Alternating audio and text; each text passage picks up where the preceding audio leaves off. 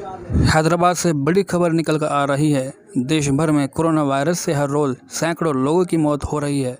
Corona से मौत के बाद डेड बॉडी के अंतिम संस्कार के लिए अलग गाइडलाइन फॉलो की जाती है, जिससे कि इस खतरनाक वायरस का संक्रमण न फैले।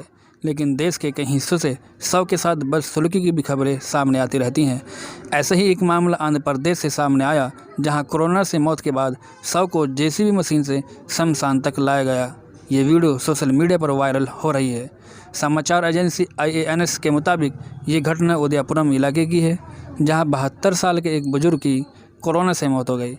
इसके बाद PPE किट पहने म्यूनसिपैलिटी के स्टाफ ने उनकी बॉडी को प्लास्टिक में लपेटकर जेसीबी मशीन में डाल दिया।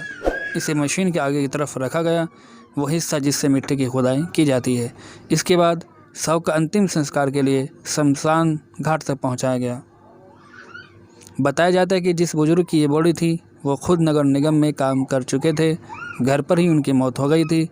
पड़ोसियों ने दबाव बनाया तो बॉडी को हटाने के लिए निगम को कॉल किया गया।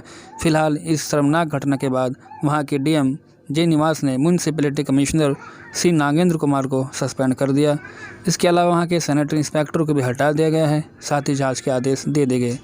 इस बीच तेलुगु देशम पार्टी के प्रमुख और पूर्व मुख्यमंत्री चंद्रबाबू नायडू ने इस घटना की कड़ी निंदा की है।